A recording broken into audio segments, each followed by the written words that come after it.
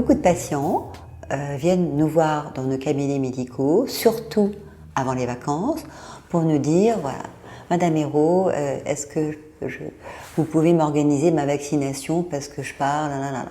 Alors je me disais, on va faire un dosage anticorps, parce que si vous les avez, c'est pas la peine de vous faire vacciner, comme vous vous rappelez plus exactement quand vous les avez faits, ce sera beaucoup plus simple. Et à force d'en faire à des centaines de patients, dont la plupart revenaient avec des dosages d'anticorps positifs, je me suis quand même posé la question, comment se fait-il qu'il y ait un tel pourcentage alors que la plupart avaient été vaccinés il y a beaucoup plus de maintenant. Donc j'ai dit, tiens, et si on faisait une expérience?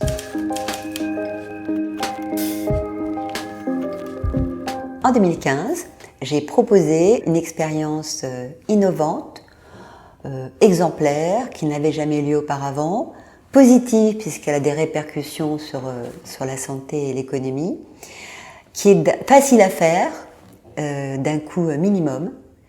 Cette expérience a été réalisée à l'hôpital privé nord-parisien, sous l'égide du Conseil régional Île-de-France, grâce à une association Primum Non Nocere, grâce à un laboratoire indépendant, le Labo 15, grâce à la médecine du travail et à une association qui s'appelle la CNMSE, la Coordination Nationale Médicale Santé Environnement, dont j'ai le plaisir d'être la présidente.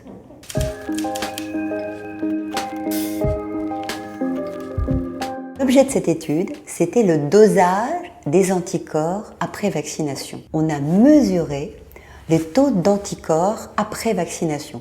On a choisi 4 vaccins, la polio, le tétanos, l'hépatite A, l'hépatite B, parce que ça se passait à l'hôpital et que ce sont 4 vaccins obligatoires à l'hôpital. Donc on était sûr que les personnes qui accepteraient de faire l'expérience étaient vaccinées.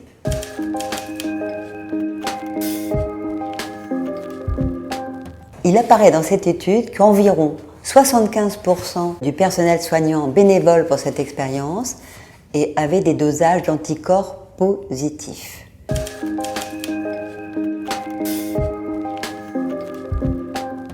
Et plus précisément, pour l'hépatite A, 63% étaient protégés, pour l'hépatite B, 78%, pour le tétanos, 93% et pour la polio, 63%. Ces personnes étaient donc correctement immunisées. «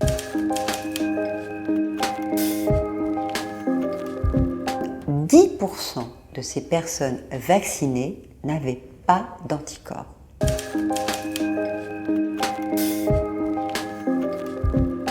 C'était ça l'étonnement de cette expérience, puisque, a priori, toute personne vaccinée a des anticorps.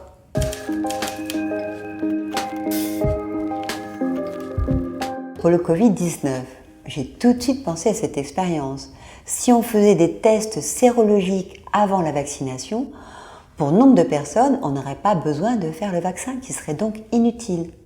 Donc faire une sérologie me paraît un acte citoyen. Ce serait une économie fantastique pour le budget santé gouvernemental. J'ai un grand nombre de patients qui ont un dosage d'anticorps positif, à qui on a dit « faites quand même le vaccin ». Alors bien sûr, pour le Covid-19, on pourrait tout à fait imaginer de refaire cette expérience à grande échelle. C'est tout à fait une superbe opportunité. Donc il serait judicieux, avant chaque vaccination, de faire doser ces anticorps.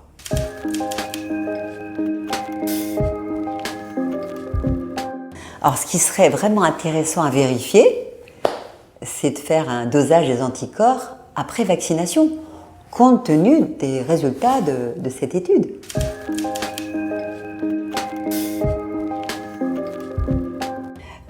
Début juin 2021, la Haute Autorité de Santé dit qu'un test de sérologie serait utile avant la vaccination et que le test sérologique a pour but de détecter les personnes qui ont eu le Covid et non de vérifier l'efficacité vaccinale.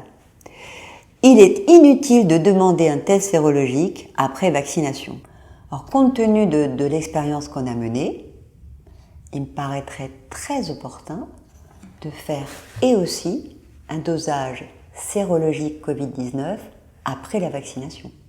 On est des êtres uniques, Et donc chacun réagit à sa manière à tout médicament.